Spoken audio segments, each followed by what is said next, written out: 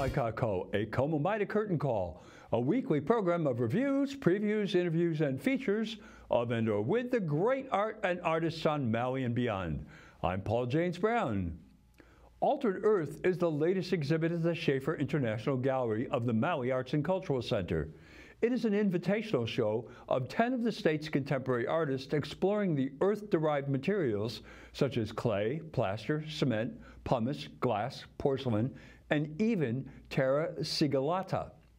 According to Ceramic Arts Network, terra sigillata is, quote, an ultra-refined clay slip that can give a soft sheen when applied to bone-dry wares and, if polished or burnished while still damp, may give a high gloss. The ancient Greeks and Romans used this technique in lieu of glaze, unquote.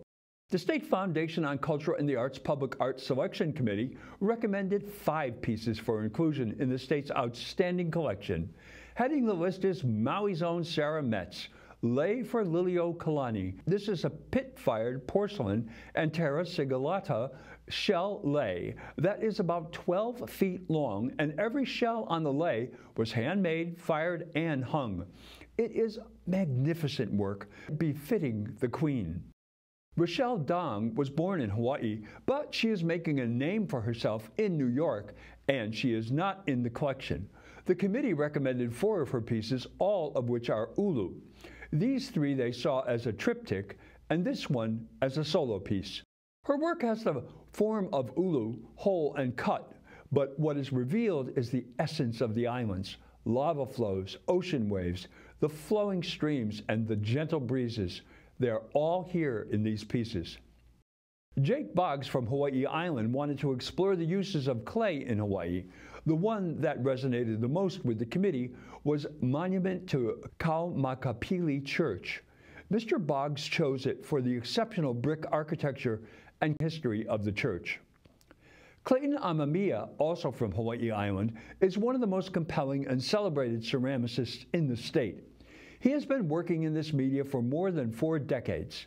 He specializes in the Mingai principles of Shoji Hamada Okinawan ceramics, passed on to him by his teacher and friend of more than a quarter of a century, Seisho Kuniyoshi, who passed in 1999.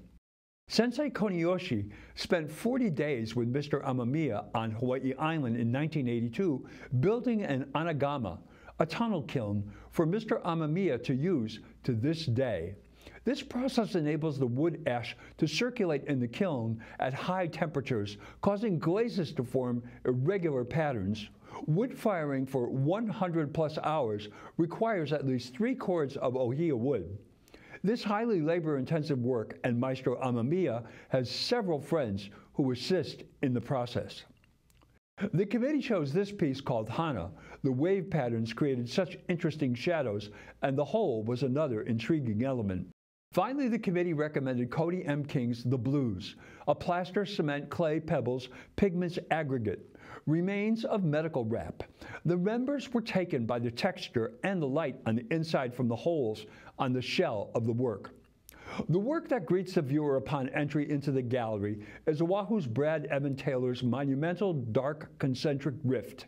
It is 12 feet by almost 5 feet by nearly 2 feet, and it was created by mixing the clay with combustible materials and then allowing them to burn off in the firing process. Mr. Taylor says the clay is formulated to encourage movement. He most certainly has achieved that. Also, the textures on the work add another level to the work's complexity. It is an endlessly fascinating piece. We go from the purely abstract to hyper-realism. This is Kauai's Roberta Griffith's incredible pop art-esque ceramic and glass shrimp special. Everything the viewer sees is ceramic except the ice. It is glass. The detail on the receipt is mind-blowing. This McDonald's is located on Queen Boulevard in Elmhurst, New York. It was a real restaurant, but according to Yelp, it is now closed. I checked to see if Mickey D's offers shrimp, and they do, in Japan. The napkin looks like paper, and the utensils look so plastic. It's such an amazing work. I have never seen a ceramic like this. She has taken the art form to a new level. Giselle Boggs, the spouse of Jake Boggs, geometrized seascape, a stoneware oxidation crust glaze with acrylic paint will remind the viewer of Pete Mondrian's colorful geometric shapes from his 1920s paintings.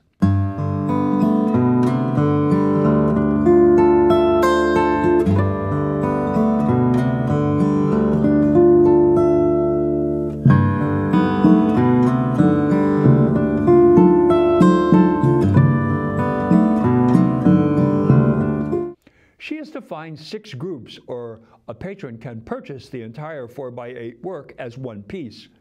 Gathering is a wall hanging with a distinctive underwater feel to it. When you look at her work, it has the texture of coral.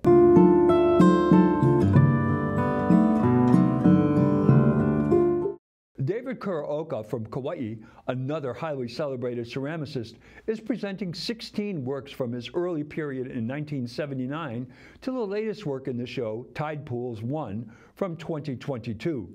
Underglazed glazed ceramic, note the complexity of this work. This is his closed-form pit-fired ceramic from 1987. The firing process creates the astounding abstract images. This carbon-trapping black vessel is Shino porcelain from 2011. As the title of the work suggests, the red, orange, and black spotting is a result of carbon trapping in the firing process. It gives the work a marvelous texture. Mr. Kuraoka developed a pit fire technique that makes his ceramics look like abstract encaustics. Here are pit fire slab 1 and 2.